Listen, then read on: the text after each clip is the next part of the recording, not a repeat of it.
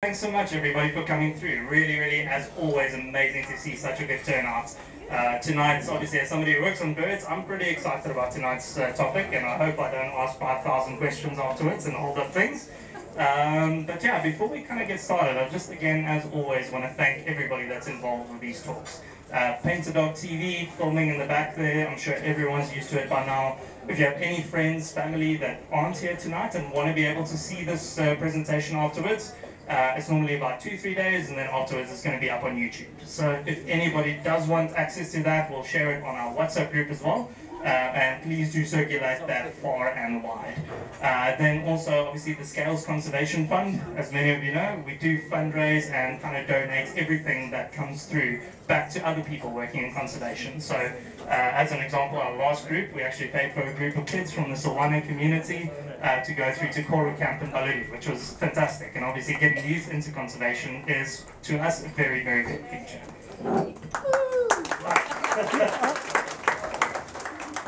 Thank you very much. And then lastly, Thirsty Giraffe, as always, for hosting these events. I know we disrupt things massively, but what a lovely venue, and really nice to just kind of have a relaxed atmosphere. So yeah, once again, thanks to Thirsty Giraffe. So just one thing, and I'll mention again right at the end of the presentation, when we do wrap up and we're done with questions, if we can just ask everybody just to give about 5 or 10 minutes and just move outside, so that everybody can set up tables for whoever's having dinner afterwards. And please do stick around for a beer and a bite to eat afterwards. It's always nice to socialize a little bit at the end of these.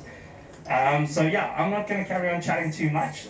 Really lucky to introduce Wendy tonight, who's a previous colleague of mine from the EWT, and it's, as I say, it's a topic to me that's really close to our heart in many ways, in terms of seeing, I think, anyone living in Hoedspruit, obviously, we see what happens on roads, we see collisions with trains, fences, you know, all kinds of things, and as a topic, I think it's very undervalued and very underspoken about in many ways. And yeah, Wendy is an absolute expert on this. She's done amazing work and will continue doing amazing work on this going forward. So yeah, without further ado, Wendy, off to you. Thanks, John. Much appreciated. Good evening, everybody. I feel very humbled standing here. I've only been in Hoedspruit since January, so I'm very new to the area, and I've been coming to these presentations every single month, and I'm just blown away by the standard of the presentations and the company that I'm in, so I feel quite humbled doing my presentation tonight. So it's a little bit sensitive in places, but I think that's the reality, and I want to share the reality with you tonight. So just a little bit of a background about myself, because I think you can probably tell that I'm from the UK and I've been in South Africa for the last 20 years. But my ambition when I was a little girl was not in conservation. In fact, I hadn't heard of conservation, I didn't know what it was, but it was to be a ballet dancer, as most little girls want to be. And I actually went on and did do that. And from there, I went to university in the UK and I studied dance and art, and I ended up teaching physical education in a school in the East End of London. And I did that for 15 years. And it got to a point where I was starting to feel a little bit despondent with teaching, wasn't really sure what to do with my life, and was looking through a travel magazine, and I saw volunteering on a game reserve in South Africa with GVI. So I came out here just for 3 months, and as most of you are, I think there might be a few GVIers in the room, I'm not sure, but Africa gets under your skin, and I never went home. And from there I went to the Endangered Wildlife Trust, where I started work with the Carnivore Conservation Programme. I think you know a number of the carnivore guys in this area, but this was 17 years ago, and I was working in northern Limpopo in the Greater Mapungubwe Transfrontier area, where primarily I was working with the wild dogs, but I was also tracking large carnivores as well.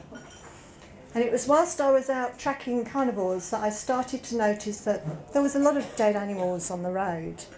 And 17 years ago, it seemed to me that it was something fairly new, something that wasn't much studied. So from there, I then went to Rhodes University where I did my master's on roadkill, or as we call it, road ecology. Are you Rhodes? Yep. Yeah.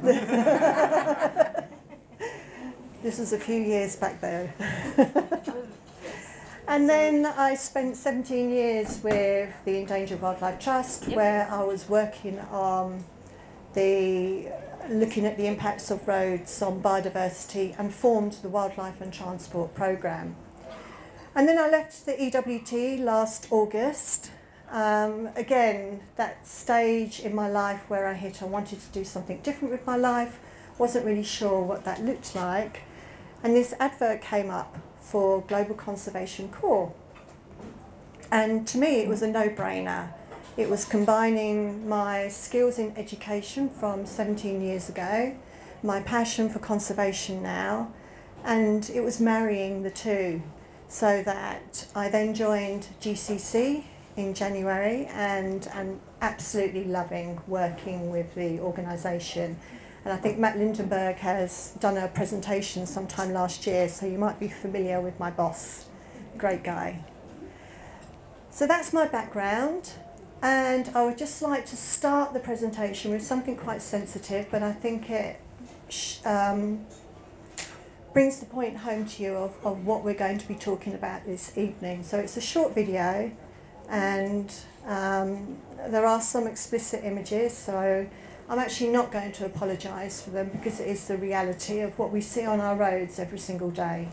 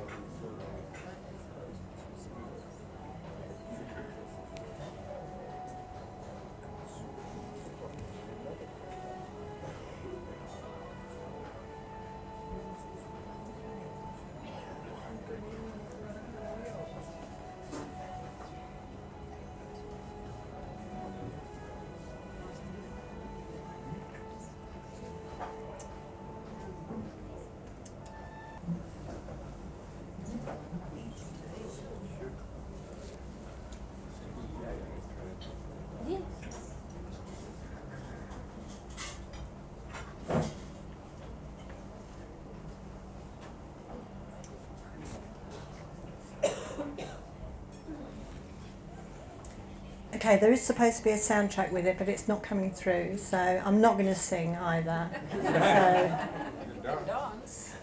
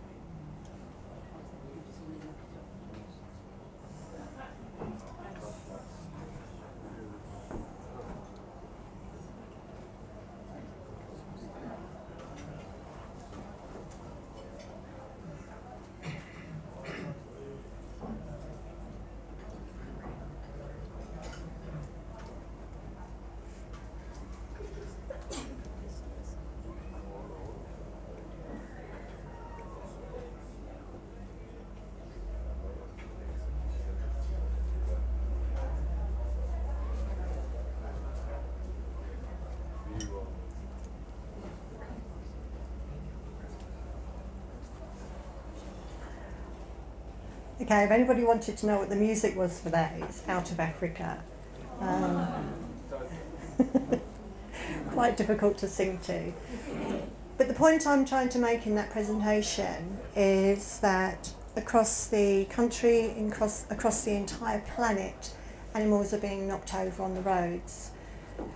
Current figures say that it's 1 million animals per day per country, but recent work that a number of scientists, myself included, have put together is it's more like 450 million per day animals being killed on the roads.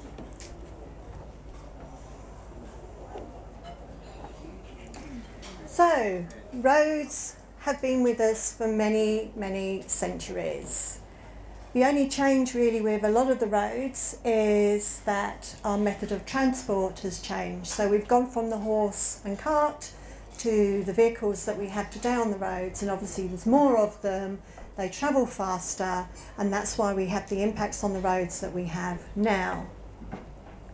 So this leads us to road ecology, which was the title of the presentation.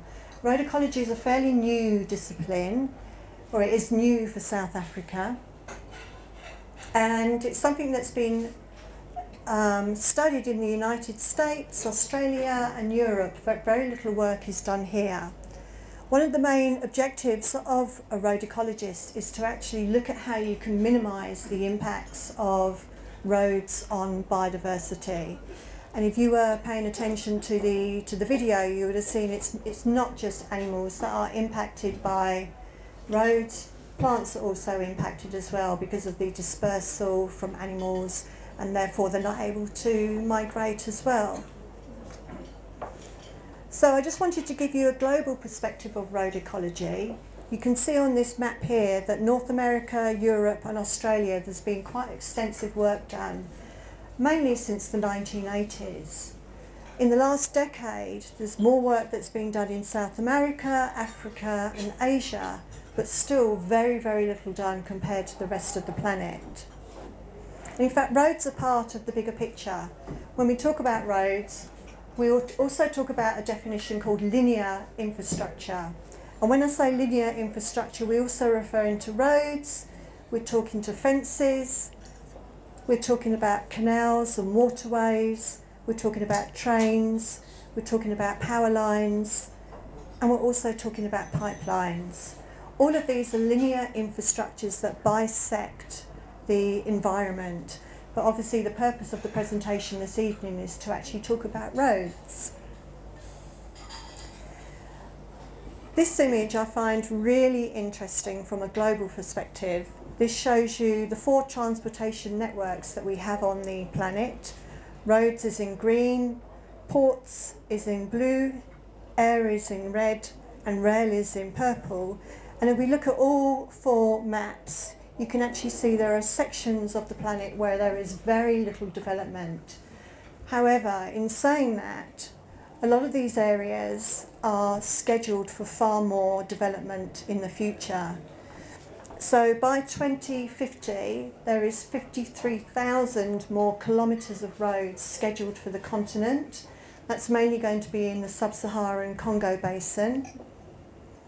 Obviously, this is going to improve agriculture, mineral exports and economic integration, but what expense is that going to have on biodiversity? It's going to bisect 400 existing protected areas and impact another 1,800. And it's going to open up to sparsely populated regions through severe development pressures. So this map again shows our planet for roads. What it's indicating here is that the very dark green areas is where there aren't any roads. This is known as roadlessness. Try saying that when you've had a few drinks, it's very difficult. And the areas that are white are the areas where there's lots and lots of roads. So if you look at this image, you can see that southern Africa, there's lots of white. Makes sense because that's one of the most developed areas of the continent. And again, if we look at Europe, North America and certain parts of Australasia, you can see there's a lot of road networks, and that's where all the road ecology work is being done. So worldwide, there are 750 million vehicles and there's 50 million kilometres of public roads. So what does that actually mean? It's 2,200 times around the equator. That's how many roads we have on the planet, just to put it into perspective. So one of the direct impacts of roads, and certainly the other forms of linear infrastructure, is collision. You can see here a bird colliding with the power line, and that's why John at the beginning said that it's an area that's quite close to his heart, because that's what he has to deal with on a day-to-day basis. Aircraft, very often when you've got animals running onto the runway, there's a collision with roads. You also have collisions out in the ocean, mainly with large mammals and sharks, and collisions with fences. Now, South Africa is very much a fence culture. We have fencing all around, and we don't realise that it also has negative consequences. Besides keeping animals away from roads, they can also get entangled in fences, or they can get trapped on the roads as well. And then the final image, that's actually Pongola, a railway line where we have had a number of fatalities on the railway track. So we're not just talking about roads specifically, although that's what we're talking about this evening. I just want to open up the discussion to you that it is much, much broader than just roads. And certainly what we're talking about here is collisions, but the further impacts of transportation is that it actually creates a barrier. So it's often difficult for wildlife to cross those areas because of the barrier, be it a fence, be it a pipeline, be it a road. There's also the pollution. So it's not just exhaust fumes, you've also got light pollution and noise pollution. And then, as I said, there's the barrier effect. And also, because of the noise, we often find that some species have evolved to change their calls so that they can actually engage still with the rest of their species. If they can't evolve, then that's one of the reasons why very often some species are starting to go extinct. And then obviously there are other reasons or other impacts, one of which is that it's opening up, roads are opening up areas to illegal logging areas. It opens up areas to poaching and huge urban development. So we are kind of focusing on a lot of negative consequences here, but we will get a little bit positive in a minute. I'm just doing the doom and gloom at the moment. There are obviously consequences for us. How many of you, just out of interest, have hit an animal on the road? Okay, interesting. I noticed a number of people didn't put their hands up. So when we classify an animal, we are talking about a bird, we're talking about a snake, we're talking about frogs, we're talking about mammals, we're talking about insects as well. So let me ask you that question again. How many of you hit an animal on the road? Yeah. So whilst many of us haven't been directly impacted ourselves, because generally when there's a roadkill, you often think of that roadkill impacting you. How does it affect you as a person? How does it affect your vehicle? But what we don't realise is that the roadkill impacts a lot of smaller species and it doesn't necessarily impact us. So when we ask that question, have you ever hit an animal on the road? A lot of people are, no, it's not happened to me, because you're thinking about something larger. So actually, these are some stats for humans. Around 45 people die on the roads in South Africa every single day. It's nothing to be proud of. It puts us at third in the world. Behind India and China. South Africa is one of the worst places to live for road fatalities. 1/3 of those incidents actually involve a collision with an animal. So that's quite a significant amount of people hitting animals and therefore being injured or even dying or having their vehicle damaged. And around 2 billion rand is spent on accident insurance claims in South Africa each year. So it's very significant. So, doom and gloom over. What are we doing to try and understand what is going on the roads in our country? So when I was working with the Endangered Wildlife Trust, we set up a project whereby we worked with the route patrollers for all of the toll companies. Now these guys drive the roads every single day up and down the same route. And what we trained them to do was every time there was a roadkill on the road, they would stop, they would photograph it, they would record it on an Excel sheet, and that information would go through to a centralised database. We also had a roadkill app where members of the public could get involved and also submit sightings. Because if you think about it, there was myself and a couple of other students. There was no way we could cover every single road in the country. So that was where we deployed help from the road agencies and members of the public like yourself. For roadkill that then disappeared off the road, i.e. the animal crawled off the road and it died, or it was flung by the vehicle, we also worked with sniffer dogs to look at the carcasses that we could also potentially miss. And we end up with something like this. This is for 1 year of road mortality in South Africa. It's actually not very much. But you can see that some areas, they are very, very dark for where there's lots and lots of reports. And other areas, particularly over in the Northern Cape, there's very little roadkill happening. Or that's what it seems to be. What you need to bear in mind, this is a report. It's not an actual incident. And if we think about over in the Northern Cape, there's very few roads, there's less people over there, so actually there's going to be less reports. However, having maps like this, you can generate what we call heat maps to indicate areas of concern, and that's when we get our students, because they're cheap, send them in to do further research, and then you can start to look at the mitigation that can be applied for a particular species or a particular habitat or a particular area. So, what hope do we have? What mitigation can be applied? What answers are there? What could we potentially do here in Hoedspruit? What could we do in our protected areas? There are answers, not necessarily one size fitting all. As I said at the beginning, there are countries in the world that have been working in the field of road ecology since the 1980s. They have huge experience and consequently lots of knowledge about mitigation. We've only been working in the field of road ecology since 2010. So that's given us almost 14 years of data, and we are now finally in the position of looking at what we can do to prevent it happening. So this is probably one of the most famous mitigation sites on the planet. This is in Holland, and it's actually a wildlife crossing structure. So here we have a road, we have a railway, we have power lines, and we also have a waterway. And this bit in the middle here, it's a bridge that animals can actually move back and forth.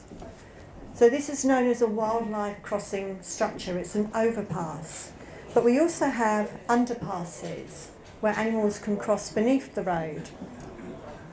So this is my student Tabu. He's a PhD student with the University of KZN. He's currently working on the N4 route, and he's looking at structures that are already there in place. So these tunnels that go underneath the road, storm drains, and he's got camera traps on these sites where he's looking at which species are likely to be using these underpass structures. And as a result of that, we will then be working with the toll companies and putting up some fencing, very similar to what we have seen in Kenya, whereby you can funnel the animals to travel underneath the road. So this is actually a site on the Mombasa highway in Kenya where there was lots of elephant being killed on the road. And you can see that there's fencing, there's the underpass, there's cameras there, and they're actually directing the elephants to travel beneath the road. And this is something that can certainly be applied here, and Tabu, my student, is working on. These pictures are actually taken from the Baluli railway line. So, as I said earlier, we are focusing primarily on roads, but we've also got camera traps set up on Baluli where we're looking at what animals are traversing or attempting to traverse the railway line, as well as go through the tunnels underneath. And here we can see a warthog's using it, we see leopards actually using it, and this is our student Hannah, who's got camera traps set up and showing you how small these tunnels are, and yet wildlife are going underneath. And then one of our most successful projects was in the Soapensberg, which is near Louis Tricard. It's a beautiful mountain range, and it's home to the Simango monkey, which is an endangered species. And unfortunately, when roads are built, very often the canopy, the forest canopy gets cut away when a road is built. So therefore, animals that are arboreal can't move from A to B. And what often happens is they come down to the road, they cross on the road, and they end up getting run over. So what we worked on in the Soapensberg was what type of overpass would be most effective for the Simangos. And we tried several types of bridge. One was a pole, one was a rope bridge, and we actually found the pole was the most effective for the Simangos because of the way they actually like to move. So this is something that we have in the Soapensberg, and it seems to be fairly successful for the Simango monkeys up there. And this is another very successful one, which I think some of you may have heard of. This is the western leopard toad. It's an endangered species of amphibian.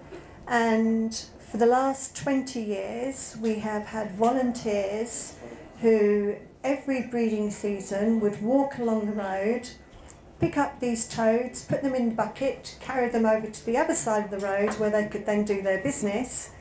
After they've done their business, and when I say business, I'm mating. That's what they were doing. A few confused faces there. And then they would get carried back to the other side. This was obviously because so many toads would try and cross the road, and they would just get run over. So what we now have in Cape Town are the toad tunnels. So these are little underpasses where the toads can actually cross beneath the road. The one thing missing in this actual picture is the actual fencing which goes either side of the tunnel to actually make sure they funnel and go underneath. And then probably one of our most successful projects is in the protected areas. And the reason why I've put this image up is 10 years ago in 2014, I was scrolling through social media, as one does, and I came across this image from a hippo that had been killed in Kruger National Park. And I think the writing's too small for you to read, which is probably just as well. But as you know, people can get very vicious on social media, very attacking. And here we have members of the public attacking Kruger National Park, blaming them for animals being killed on roads, blaming the staff. And so as a result of that, we set out to assess whether this was the case. And it's been a 10-year project. We finally come up with some mitigation. But what I want to show you first, and actually introduce you to one of the field workers who I've brought along this evening. This is our field worker. He's a plastic snake. He's spent 10 years working on the roads in Addo, Pilansberg and Kruger. He's not the original because in some cases the original got scavenged or it disappeared. But I'm going to ask John to show us a short video, hopefully with music, and I don't have to sing to this one, of the work that we did in Addo, where we were looking at roadkill and some solutions as to what happened there.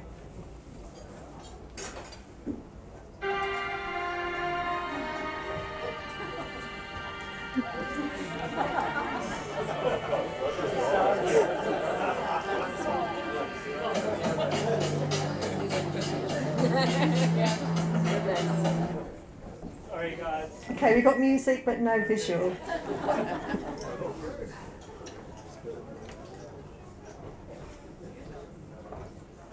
Can I ask one of the tech, Matt? Sorry, we got an expert on this coming through.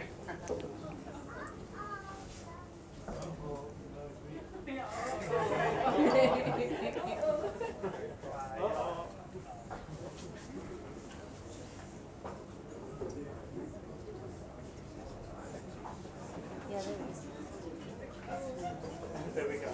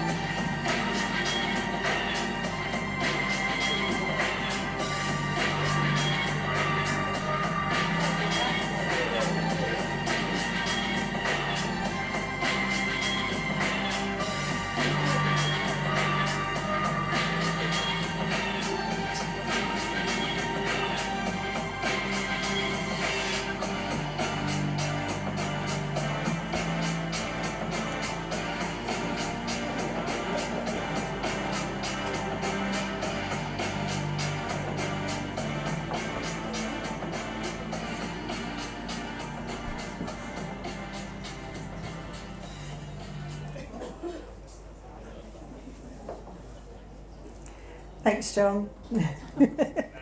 Thanks, Matt. Okay, so that was filmed in Addo, and as I said, it's a 10-year project where we've been looking at what's been going on in protected areas and actually truly get a picture. So that's why we had a fake animal put on the road. We basically hid in the bushes and monitored what was going on. We also monitored the type of driver, so was it a member of the public, was it a game viewer, was it staff? And actually we found in most cases, sadly, despite the trolls on social media, it was actually members of the public. And in the video you can see that in 80% of all cases, the snake actually got killed on the road. So based on that information, we had to look at how we're going to mitigate it. Obviously in a protected area it's very difficult to put up an underpass. An overpass isn't going to work, so the only thing that's going to be effective really is going to be signage. So we look at the image with the kudu on. These are probably the images that most of us are familiar of. These are what we find splashed across the entire country. They kind of just drop out of the sky into random places and don't really make much sense. In fact, when we're driving, I think most of us probably become habituated and ignore them. So what we looked at for the national parks was trying to come up with some innovative signage whereby we used photographic images. This was a really large study, which I'm not going to go into detail too much, But one of the images that we used was actually a snake, and then with the text telling people that they're entering a roadkill area, or sorry, a roadkill hotspot area. How many of you have been to Skakusa in the last couple of months? Okay, a few of you. Have you seen the signs out? Yeah. Yeah? Okay, so there are some signs on the Paul Kruger Gate Road.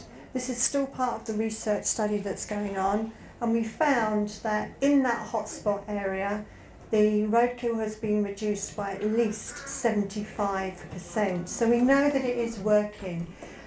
However, we do know that drivers become habituated, so those signs will be moved. But yeah, it's great that people have actually seen them. We do know that it's working in the protected areas, and it's something that Kruger is embracing as part of their traffic management plan. And then the next steps for the future. Where are my students going? Where is the work going with the Endangered Wildlife Trust? Where am I going, given that I'm now working for GCC? Well, I'm still consulting internationally, so people are contacting me about information that they need. I've still got new students coming on board because there are numerous projects that need doing. But basically there is a need for a broader understanding of the impacts. Really, we've just started at the tip of the iceberg. We've been looking at roadkill, but we haven't looked at the impacts it's having genetically. If animals can't cross the road, how is that going to impact a population? We simply don't know these answers. Something that we're very keen to do is inform policy in this country. If we look at the environmental policy and transportation, it's not great. It does need a lot of revamping. And certainly when the new roads are being built, they need to be consulting road ecologists like myself, as in where should we be putting up the mitigation structures in advance as opposed to afterwards. And then to actually provide comment on the environmental impact assessments. That's something that's very weak in this country when it comes to environmental issues, and something that we need to be addressing. So hopefully that's given you a little bit of hope that it's not all doom and gloom. There are things that we can do. Not everything works. It's not a one-size-fits-all, but hopefully that's given you a little bit of a background into what I've been doing for the last 10 years. Thank you.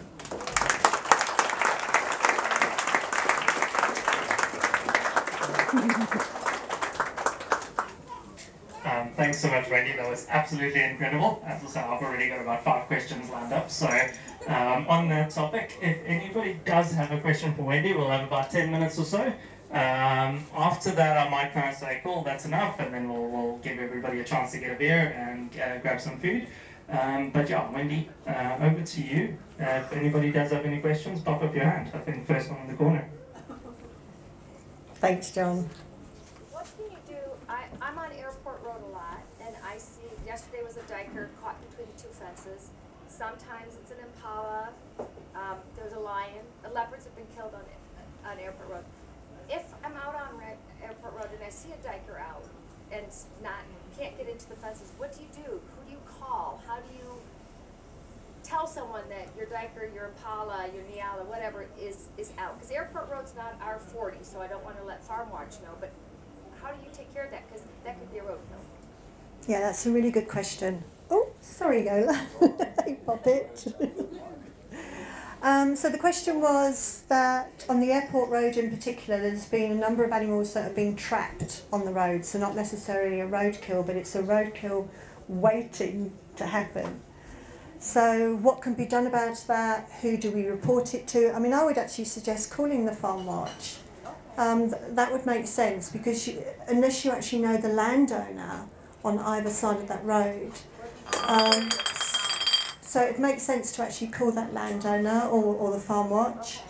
I mean, that's one of the problems with the fences. I mean, they're supposed to be there as a barrier, but animals, as we know, particularly leopard, can penetrate it and jump over quite easily. But it's a major challenge. But Farm Watch, because they would know who to contact? Quite possibly, yeah. John?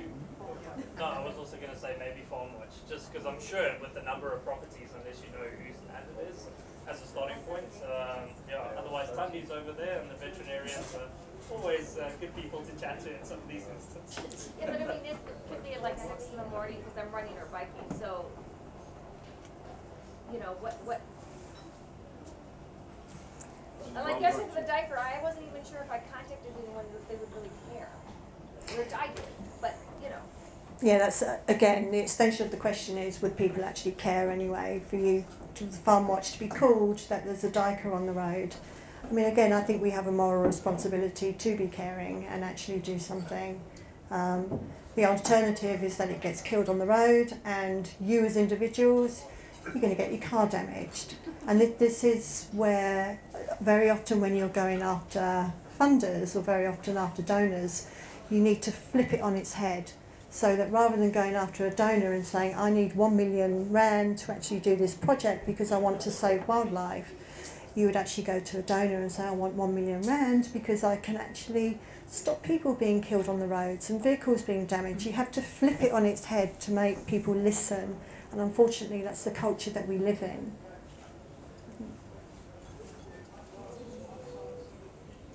How do we translate this closer to home, to Hood's rates, especially with regards to the students and freebies? What can we do here on overpasses and classes? Again, a great question. Basically, what do we do closer to home? It's a really, really tough one because I've only been here since January, but I have been driving around quite extensively. And I notice on the R40 in particular, there's no obvious areas where you could actually put an underpass or an overpass. There aren't actually any storm drains. There's nothing that you could actually really alter so that wildlife, so that animals could actually use it. Also, we have to remember that in South Africa we very much are a fence culture, and the reason why we have fences is because we want to protect or keep in our animals. I don't want my kudu going over across the road to my neighbour because that kudu belongs to me, and that's the culture that we're living in. So unfortunately, the connectivity idea of having an overpass or an underpass is probably not going to be very effective in the Hoedspruit area. What I would propose, and a lot of people probably wouldn't like this, is to actually upgrade the fencing. So even though we've addressed that fencing is not a great thing because it again acts as a barrier, that means that animals can't migrate from one side to the other.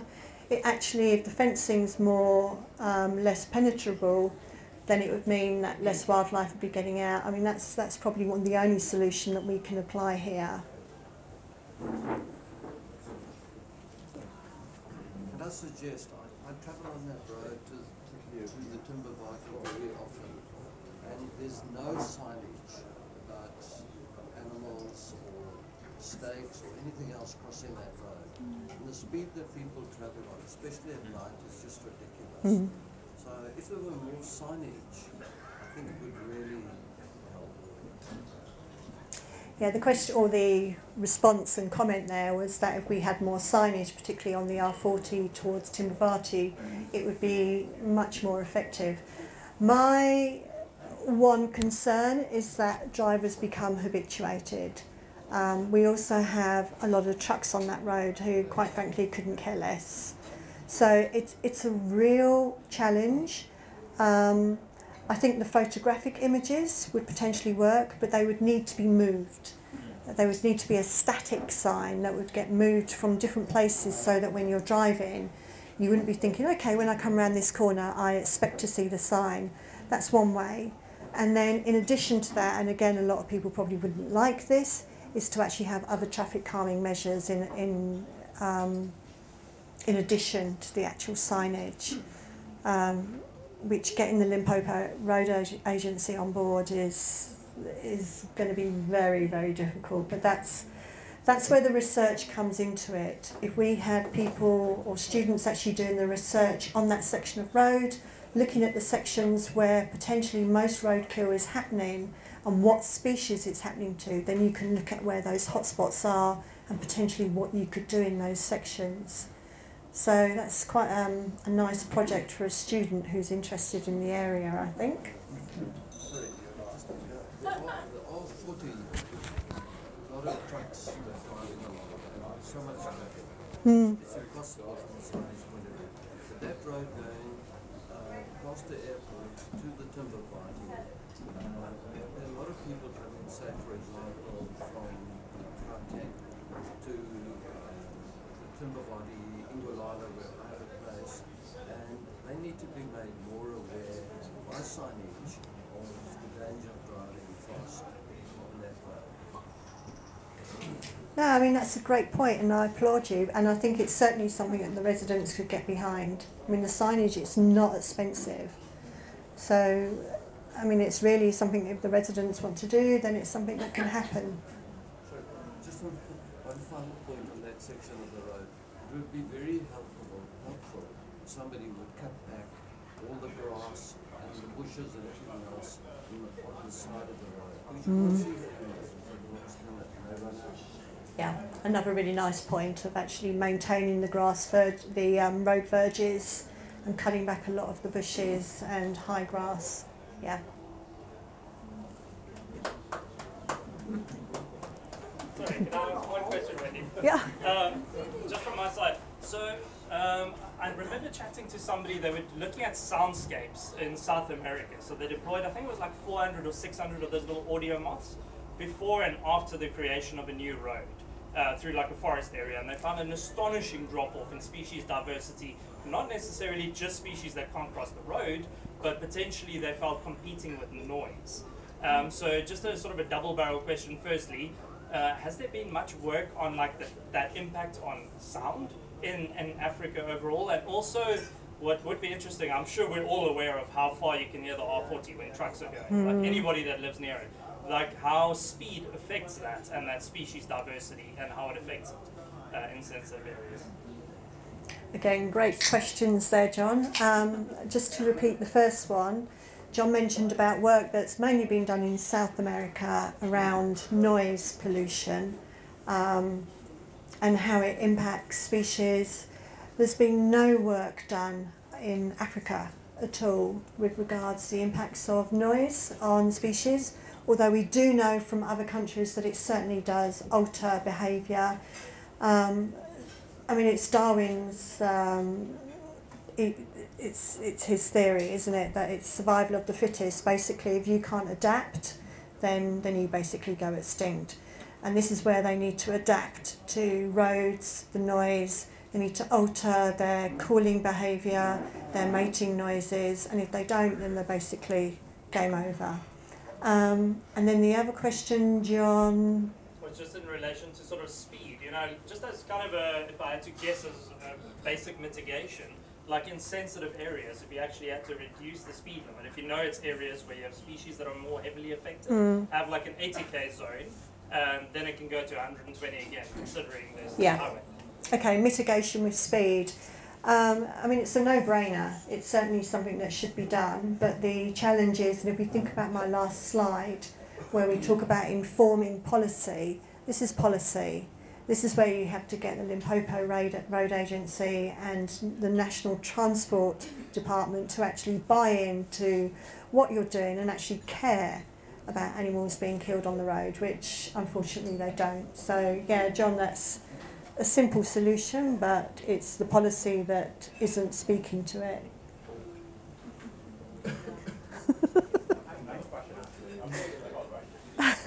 You've been doing this for a very long time now. So are there any like pie in the sky measures you can imagine, like things you haven't seen yet that you can imagine being helpful with roadkill and preventing it? Oh, that's a great question. Thanks, Marlo. Marlo basically asked, are there any pie-in-the-sky solutions for preventing roadkill? There's some really interesting work that's been done in Sweden around noise as a method to get animals away from the roads.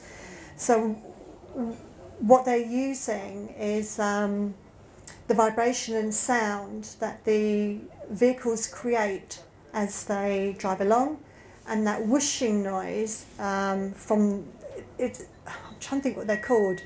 I think they're called deer whistles, and they actually put them onto vehicles, and as you're driving along they make a whistle and a whooshing noise, which is supposed to get the animals to steer clear of the road. Again, I think it's probably going to be great for a few months, but then potentially the animals might become habituated to that sound.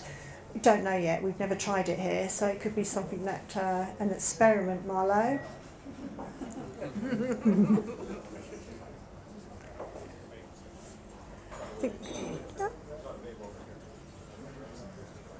Is there some sort of study going on that we can contribute road fatalities towards some sort of citizen science?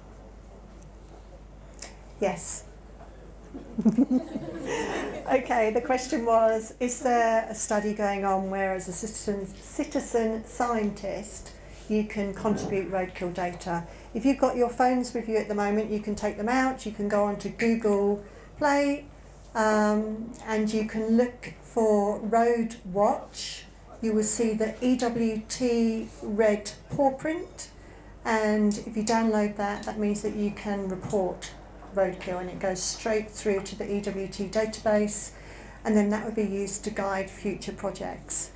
The beauty of that app is even if you're not in Signal, once you've reported it, it will then go through once you're actually back into Signal again. So it's a very, very nice, friendly app to use. Thanks for that good punt there. Sorry, maybe one more question. I think Sandy, did you have your hand? It's kind of opposite to what you were saying about using sound to deter. Has anyone ever done studies on sound actually kind of having a hypnotic effect, whether it's the vibration or the sound, something as agile and quick as a wild dog getting hit by a train? Could there be something that's anchoring them onto the railway line?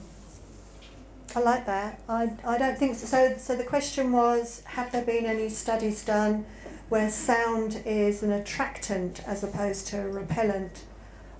Not that I know of, and that could be quite an interesting one, particularly given the number of mammals that are hit on the road in this area particularly. Not that I know of. Have you got a student in mind?